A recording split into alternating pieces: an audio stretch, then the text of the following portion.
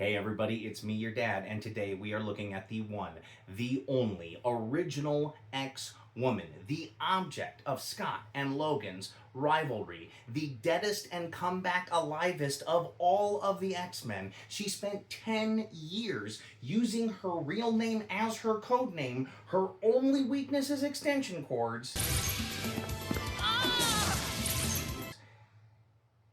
Jean Grey. Yeah, it's fire escape toys. You know, as a kid who grew up in the late 80s and early 90s, I'm so happy the X-Men are back or are starting to come back.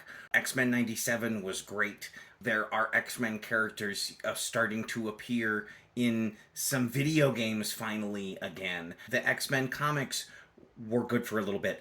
It makes me happy that finally they're not getting ignored as they have been over the years of the MCU. If you watched our Christmas special, you know that I really feel like Jean exudes some mom energy. It's a typical MAFEX box. It's got the windowed front. I love this like comic book side with the 90s like Jim Lee style illustration. It's number 160. Number 160. Jean comes with a couple of different heads. She comes with some hands. She comes with a flight stand. All MAFEX figures, or everyone I've opened so far, comes with a flight stand. And she comes with some pink stuff, which I bet is supposed to be her brain powers. Not her brain, her brain powers. It's Logomania down here, and a great picture of the figure on the side. As usual, you've got the horizontal stacking side of the box. You've got, your top of the box, which is just, Jean Grey, X-Men. Over here, you've got the side, again, with the number 160. She looks kind of like a young Gates McFadden. And boy, what a missed casting opportunity that is. And then on the back of the box, again, gorgeous pictures of Jean. You see all three heads that she comes with. And it looks like she actually comes with a little cowl piece so that it looks like she has taken her mask off and it's kind of around her neck. That's kind of cool. And of course, we know it's real. Our classic hologram. Let's open her up.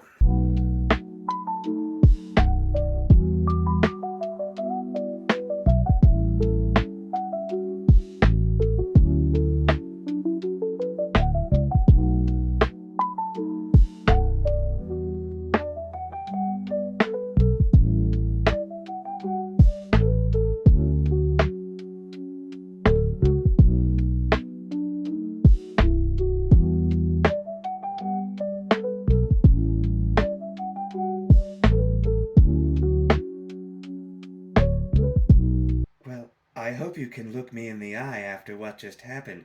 Otherwise, this is going to be a difficult review.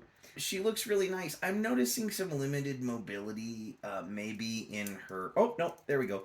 I was trying to touch her hand to her face for that shot, and she can't quite reach that. Her elbows, while double jointed, they don't have that much bend in them, so she can't touch her face.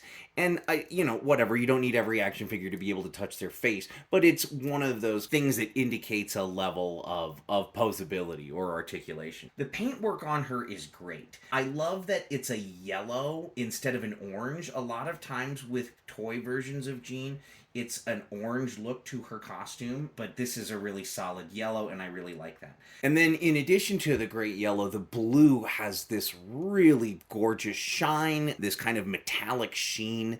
It's on all of the different paint parts of the blue, and it really, really looks great. The belt is a little kind of iffy. It's floaty. It floats around on her body a lot, and it never really, so far I haven't really found a place where it feels like it's in place. That's a lot of plastic hair, and obviously it's really going to inhibit the movement of her head. She wants to look to the side. She's kind of got to do this a little bit. Good. Yes. Not only that, but that much hair and that much sculpt makes her top heavy. Mine's a little wobbly kind of right here, and that combined with the weight of the head actually makes her kind of tough to pose. I will say though that the face sculpt and paint sculpt is great. So we're gonna pop off both the head and the neck. I feel like I'm gonna rip the whole figure apart. Okay. And then this is, hang on, whoa, oh. Wow, this hair is not great. It's really stiff. It's sculpted extremely thick. It also makes it hard to put the heads on because you gotta like line these pins up just perfect. Wow. Okay, so another great sculpt. This is her mad sculpt. What you can see how wobbly her waist is when and honestly, it's not that it's extremely wobbly. Again, it's the hair. Her head is heavy and it moves the figure around. Oh, cool. The power hands are attached. Check it. Oh, that's going to make her so much heavier. Okay.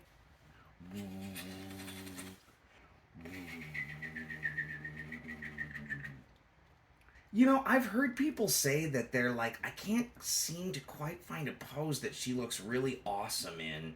I can understand that. The paintwork is great. Design wise, she looks cool. But we do have one more head that I want to check out. So let's take off her cotton candy hands. And now she's got this bare necked head. She's showing a little skin. You know, those cowls are a little piece, but they're a really, really nice touch. They've been including them in more and more figures, and it's just, you know, it's simple, but it really adds a lot of excellent detail. Again, the hair almost completely stops any sort of mobility in the head.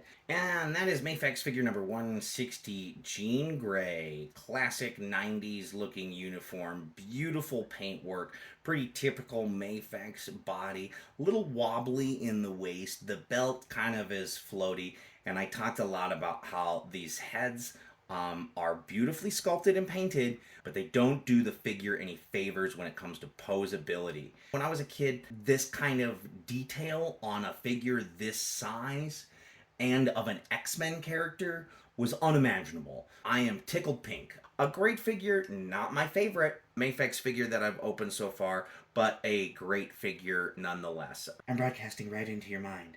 No, not about that. Not about, look at me. Listen to what's in my brain. Not what's in your brain, my brain. I'm going to like and subscribe to Fire Escape Toys. I'm going to share this video with people who don't even know me. I'm going to talk about it in line at the bank. I still go into the bank. Oh, you take my brain away. It's a rose-colored world, girl, girl. In every way. She told me that her name was Jean Grey, and now I wanna stay with her. And oh, did I mention she's a superhero? She's nothing like those other girls, and so I childishly refuse to let her go, because she's the only woman I know. And oh, where did my